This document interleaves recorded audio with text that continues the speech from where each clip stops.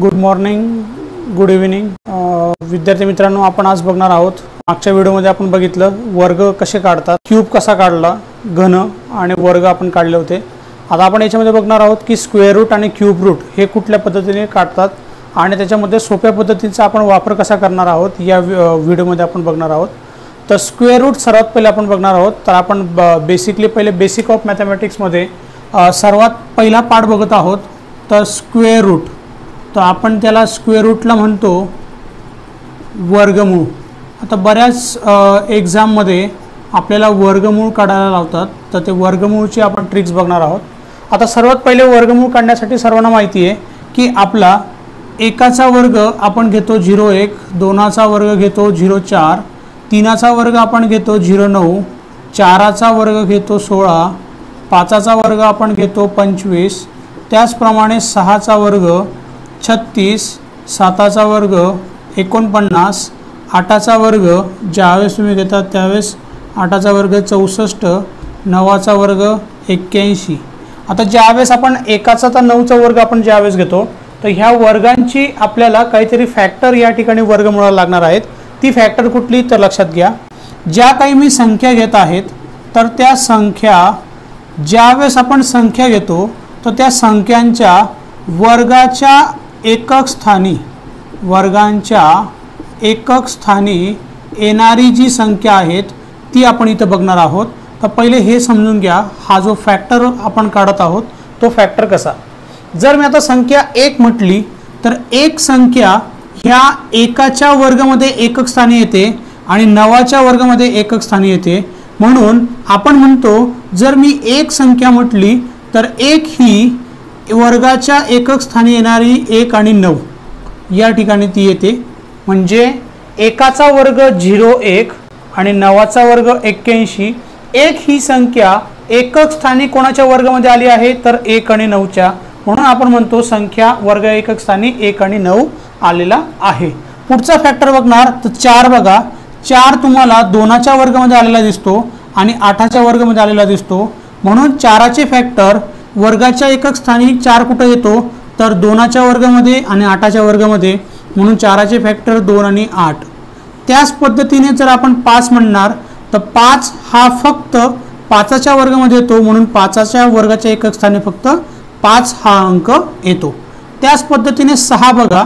तर 6 हा संख्या तुमच्या 4च्या वर्गाच्या एकक स्थानी येते आणि 6च्या वर्गस्थानी येते. म्हणून 6चे फॅक्टर येतात 4 आणि 6. त्याच पद्धतीने आपल्याला 9 ही संख्या बघितली तर ती 3च्या वर्गाच्या एकक स्थानी येते आणि 7च्या वर्ग एकक स्थानी येते. म्हणून 9चे फॅक्टर येतात 3 आणि 7.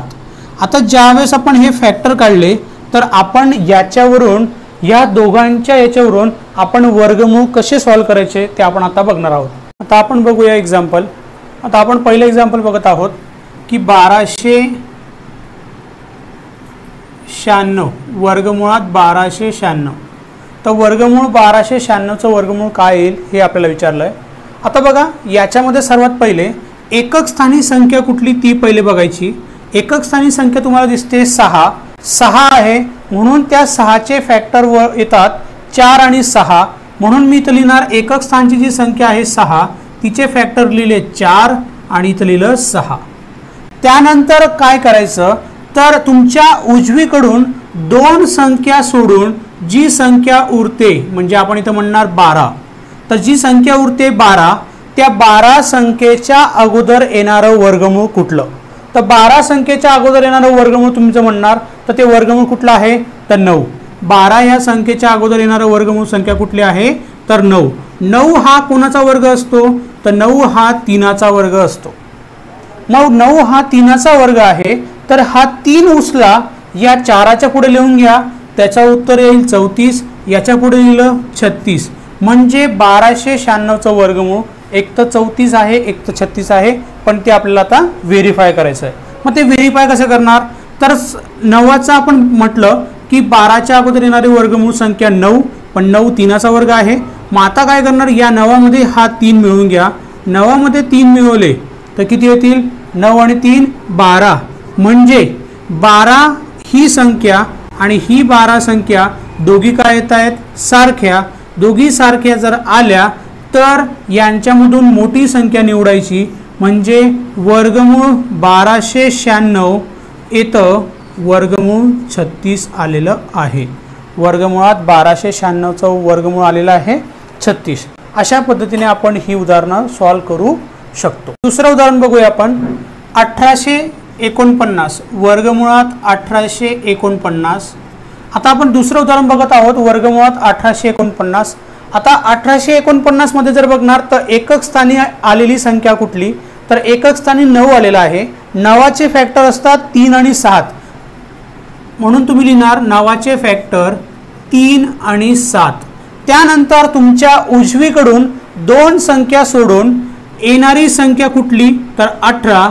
पण 18च्या अगोदर कुठलं वर्गमूळ येतं, 18च्या अगोदर वर्गमूळ बघणार तर कुठलं येतं 16. 18च्या अगोदर येणारं वर्गमूळ संख्या 16. पण 16 कोणाचा वर्गमूळ आहे, तर 4चा वर्ग आहे. 16 ही कोणाचा वर्ग आहे, 4चा वर्ग आहे. म्हणून या ठिकाणचा 4 लिहा घेणार. या 3च्या पुढे लिहिला 43, याच्या पुढे लिहिला 47. त्यानंतर काय करतो आपण की 1849चं वर्गमूळ एक तर 43 असेल, एक तर 47 असेल. व्हेरीफाय करण्यासाठी आपण 4 याच्यामध्ये इन्क्लूड करा. 16 अधिक 4 20 होतात. 20पेक्षा 18 काय आहे, लहान आहे. लक्षात घ्या, 20पेक्षा 18 लहान आहे, म्हणून आपण लहान संख्या निवडतो. म्हणजेच वर्गमुळात 1849चं वर्गमूळ आलेलं आहे 43. अशा पद्धतीने तुम्ही वर्गमूळ सॉल्व्ह करू शकता. तिसरं उदाहरण बघूया. तिसरं उदाहरण घेतो वर्गमुळात 2704. आता आपल्याला वर्गमूळ काढायचा आहे 2704. जर एकक स्थानी पाहिलं तर एकक स्थानी 4 दिसतो, म्हणजे 4चे फॅक्टर आहेत 2 आणि 8. 4चे फॅक्टर आहेत 2 आणि 8. त्यानंतर काय करणार, तर त्यानंतर आपण उजवीकडून 2 संख्या सोडतो, म्हणजे इथं उरला 27. जर 27च्या अगोदर येणारा वर्ग कुठला, येणारा वर्ग संख्या कुठली, तर 27च्या अगोदर येते संख्या 25. 27च्या अगोदर वर्ग कुठला आहे 25. पण 25 कोणाचा वर्ग येतो, तर 5चा वर्ग येतो. म्हणून 5 ही संख्या 2च्या पुढे लिहिली 52 आणि 8च्या पुढे लिहिली 58. याचा अर्थ असा होतो की वर्गमूळ 2704 एक तर 52चा आहे, एक तर 58चा आहे. ते आपल्याला व्हेरीफाय करायचं आहे. तर व्हेरीफाय कसं करणार, 25 मध्ये हा वर्गमूळ संख्या वर्ग त्याच्यामध्ये मिळवा. 25 आणि 5 30, म्हणजे 30पेक्षा 27 लहान आहे. मी परत सांगतो आहे, 30पेक्षा 27 लहान आहे, म्हणून आपण लहान संख्या निवडणार.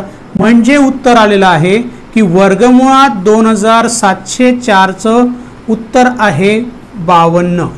अशा पद्धतीने तुम्ही या फॅक्टरचा वापर करून तुम्ही कुठलंही वर्गमूळ हे सॉल्व करू शकतात. जर तुम्हाला हे उदाहरणं समजले असतील तर मी तुम्हाला परत सांगतो, आपल्याला कमीत कमी एवढे फॅक्टर आठवायला पाहिजे की त्या संख्या कुठल्या. आपण ज्या संख्या घेतल्या आहेत 1 4 5 6 9, तर 1 4 5 6 9 या संख्या तुमच्या ज्यावेळेस तुम्ही वर्ग काढतात त्या वर्गाच्या एकक स्थानी कुठेतरी आलेला आहे, तो आपण नीट बघितला आणि त्याच्यावरून फक्त आपण फॅक्टर या ठिकाणी घेत आहोत. आता तुम्ही जर बघत असणार तर मी परत एकदा सांगतो, 1 हा 1च्या वर्गाच्या एकक स्थानी आणि 9च्या वर्गाच्या एकक स्थानी येतो. 4 ही संख्या 2च्या वर्गाच्या एकक स्थानी येते आणि 8च्या वर्ग स्थानी येते. 5 हा फक्त 5च्या वर्ग एकक स्थानी येतो. 6 ही संख्या 4च्या वर्गामध्ये एकक स्थानी येते आणि 6च्या वर्गामध्ये एकक स्थानी येते. 9 ही संख्या 3च्या वर्गामध्ये येते आणि 7च्या वर्गामध्ये येते, म्हणून आपण हे फॅक्टर घेतलेले आहेत. परत एक उदाहरण बघूया आपण. आता उदाहरण बघत आहोत आपण 4624. 4624चं वर्गमूळ काय आहे. आता 4624चं वर्गमूळ तुम्हाला सॉल्व करताना आपण म्हटलं 4624 यांच्या एकक स्थानी आलेली संख्या कुठली 4. तर 4चे फॅक्टर काय असतात, तर 4चे फॅक्टर 2 आणि 8, म्हणून आपण या ठिकाणी लिहून घेतले 4चे फॅक्टर 2 आणि 8. त्यानंतर जर तुम्ही म्हणणार तर उजवीकडनं 2 संख्या सोडतो. 2 संख्या सोडल्यानंतर उरतं 46. तर 46च्या अगोदर वर्ग कुठला, तर 46च्या अगोदर वर्ग संख्या कुठली आहे, तर 36. तर 46च्या अगोदर येणारी वर्ग संख्या 36. पण 36 कोणाचा वर्ग असतो, तर 6चा वर्ग असतो. मग 6 इथं लिहून घ्या, 62 इथं लिहिला 68. आता व्हेरीफाय करायचं आहे 4624चा वर्गमूळ हा तुमचा 62 आहे का 68 आहे तो आपण व्हेरीफाय करतो. तर 36 मध्ये 6 मिळवले तर ते येतात 42. म्हणजे 42 पेक्षा 46 ही संख्या मोठी आहे. 42 पेक्षा ही संख्या मोठी आहे म्हणून आपण मोठी संख्या निवडणार. म्हणजे उत्तर आलेलं आहे 4724चं वर्गमूळ हे येतं 68. या पद्धतीने तुमचं आन्सर आलेलं आहे. चला विद्यार्थी मित्रांनो, आपण आता पुढचा टॉपिक बघूया. ज्या पद्धतीने आपण वर्गमूळ पाहिलं त्या पद्धतीने आपल्याला आता क्यूब रूट म्हणजे घनमूळ बघायचे आहेत. आता घनमूळामध्ये सुद्धा आपल्याला ट्रिक्स वापरायचे आहेत. तर ती ट्रिक्स तुम्ही सर्वांनी लक्षात घ्या. आता त्यासाठी तुम्हाला माहिती आहे की 1 ते 9चे घनमूळ काय असतात, घन काय असतात. आता एकाचा घन काय असतो. आता घन म्हणजे तुम्हाला सर्वांना माहिती, आपण तुम्हाला क्यूबची ट्रिक सांगितली होती. त्या ट्रिक्समध्ये तुम्ही लक्षात घेतलं असणार ते आपण ज्यावेळेस घन काढतो तर घनाचा अर्थ होतो 2चा क्यूब. 2चा क्यूब म्हणजे 2 गुणिले 2 गुणिले 2 म्हणजे 2चा आपण 3दा गुणाकार करतो. आता त्याच पद्धतीने तुम्ही म्हणणार तर एकाचा घन येतो 0 1, 2चा घन 8, 3चा घन 27, 4चा घन 64, 5चा 125, 6चा 216, 7चा 343. या पद्धतीने आपण 8 9 पर्यंत आपण घनमूळ काढलेले आहेत. आता ज्या पद्धतीने आपण संख्या ह्या आणि घनमूळ यांचे फॅक्टर काढले होते वर्गमुळामध्ये, त्याच पद्धतीने घनमुळाचे आपण फॅक्टर घेत आहोत. ते फॅक्टर कुठले तेवढं लक्षात घेणार. आता मी इथे घेतल्या संख्या. आता संख्यांमध्ये घनच्या एकक स्थानी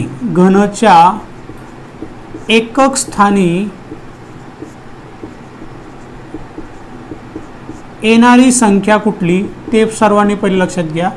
आता तुम्ही एक या घनमूळ मध्ये पाहताना सर्वात पहिले क्यूब कडे लक्षात घ्या. तर क्यूब बघा, ज्यावेळेस जी संख्या तुम्ही घेताय तर तीच तुमच्या क्यूब काढताना एकक स्थानी आलेली संख्या आहे. अशी संख्या कुठली लक्षात घ्या. ज्यावेळेस तुम्ही एकाचा क्यूब काढतात तर एकाचा क्यूब काढताना एकक स्थानी एकच येतो. जर तसंच खाली आले 4चा क्यूब ज्यावेळेस घेताय तर एकक स्थानी 4च येतो. 5चा ज्यावेळेस तुम्ही क्यूब घेता तर एकक स्थानी 5च येतो आहे.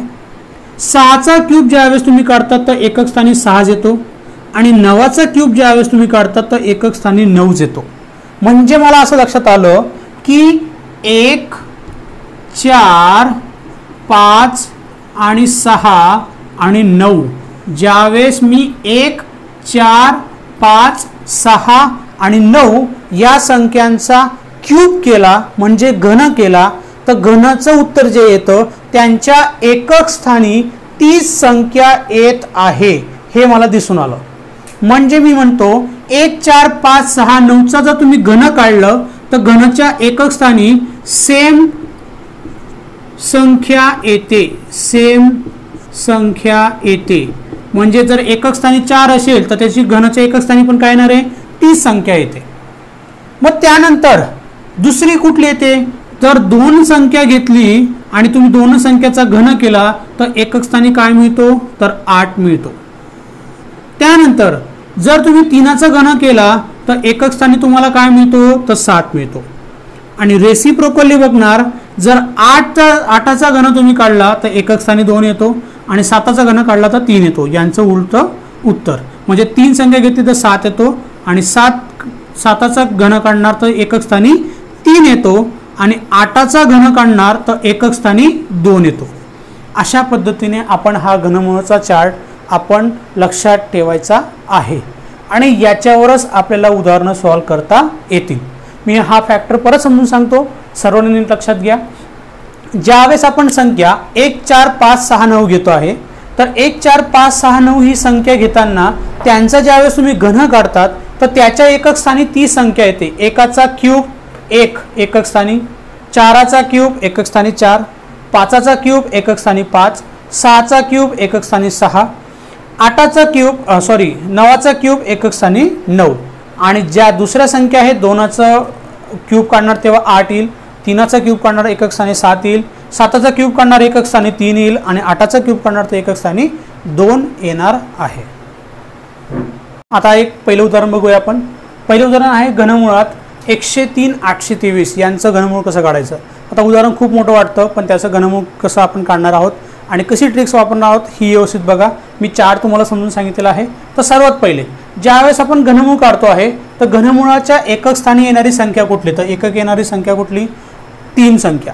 मग 3चे फॅक्टर आपण काय घेतले आहेत तर 7. 3चं घनाच्या एकक स्थानी येणारं फॅक्टर कुठलं 7. 3चं फॅक्टर 7 म्हणून या ठिकाणी 7 लिहून घ्या.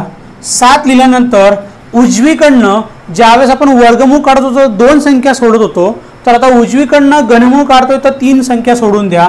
3 संख्या सोडला तर इथं उरते 103. तर 103च्या अगोदर येणारा घन कुठला, 103च्या अगोदर येणारा घन संख्या ही कुठली बघा. 103च्या अगोदर 125 येईल का, नाही, म्हणजे कोण येईल 64. 103च्या अगोदर येणारी घन संख्या ही कुठली, तर कुठली आहे 64. 64 कोणाचा घन आहे तर 4चा घन आहे. ही 4 उचला, याच्या पुढे ठेवून घ्या 47. म्हणजे घनमुळात 103 823 यांचं घनमूळ असतं 47. या पद्धतीने आपण हे घनमूळ सॉल्व केलेलं आहे. पुढचं उदाहरण बघूया आपण. घनमुळात 157 464. आता याचं घनमूळ कसं काढायचं तर एकक स्थानी संख्या बघा 4. तर 4 संख्येच्या एकक स्थानी काय येते 30 संख्या, म्हणजे 4चे फॅक्टर काय येते 30 संख्या येते 4. त्यानंतर काय करतो आपण उजवीकडून 3 संख्या सोडून घेतो आणि 3 संख्या सोडल्यानंतर उरतो 157. पण 157च्या अगोदर घन कुठला, तर 157च्या अगोदर घन कुठला तर तो आहे 125. आणि 125 हा कोणाचा घन आहे तर 5चा क्यूब आहे, म्हणून 5 उचला, याच्या पुढे ठेवला 54. म्हणजे यांचं उत्तर आलेलं आहे की घन क्यूब रूट 157 464चं उत्तर आहे 54. या पद्धतीने आपण ही ट्रिक्स घनमुळात वापरू शकतो. पुढचं उदाहरण बघूया. घनमुळात 439 039. आता यांचा आपल्याला क्यूब रूट काढायचा आहे. तर यांच्या क्यूब रूट काढताना एकक स्थानी बघा 9. तर 9चे फॅक्टर कोण येतं तर ती संख्या येते 9. त्यानंतर आपण काय करतो एकक स्थानी 3 संख्या सोडून देतो आणि उरला 439. तर 439च्या अगोदर येणारी घनसंख्या कुठली, 439. 439च्या अगोदर येणारी घनमूळ संख्या कुठली तर 343. आणि 343 हा कोणाचा घन आहे तर 7चा घन आहे, म्हणून 7 उचला, इथं ठेवला तर 79. म्हणजे यांचं उत्तर आलेलं आहे घनमुळात 439 039 यांचं उत्तर येतं 79. या पद्धतीने तुम्ही घनमूळ ह्या कुठल्याही प्रॉब्लेम दिल्यानंतर तुम्ही ह्या पद्धतीने सॉल्व करू शकतात. लक्षात येतंय. तर तुमची ही 6 अंकी संख्या असेल घनमुळातली, 5 अंकी संख्या असेल, 4 अंकी संख्या असेल, तरी तुम्ही त्या पद्धतीने आपण ही ट्रिक्स वापरू शकतो. आता आपण ज्या पद्धतीने 6 अंकी संख्यांचं घनमूळ काढलं, आपण आता 5 अंकी संख्यांचं घनमूळ काढून बघूया. आता बघा आपण पुढचं उदाहरण घेतो. घनमुळात 17,516 17,516 यांचं घनमूळ काय येईल.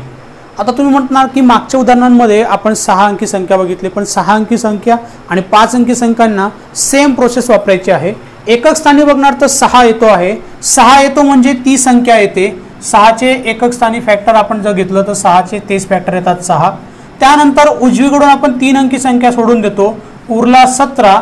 तर 17च्या अगोदर घन कुठला, तर 17च्या अगोदर घन असेल तर तो आहे 8. आणि 8 कोणाचा घन येतो तर 8 हा 2चा क्यूब येतो, म्हणून 2 उचलला, याच्या पुढे लिहिला 26.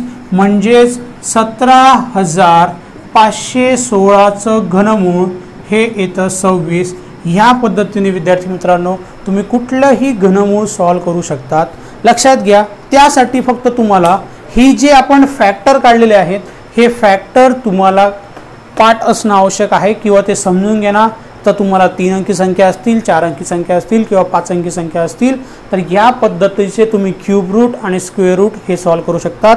तर विद्यार्थी मित्रांनो या तुम्हाला ट्रिक्स समजल्या असतील तर तुमच्या गावातील ग्रामीण भागातील जे विद्यार्थी आहेत त्यांच्यापर्यंत हा व्हिडिओ शेअर करा. तुमच्या कॉलेजचे काही मित्रमंडळ असतील त्यांपर्यंत हे शेअर करा. धन्यवाद.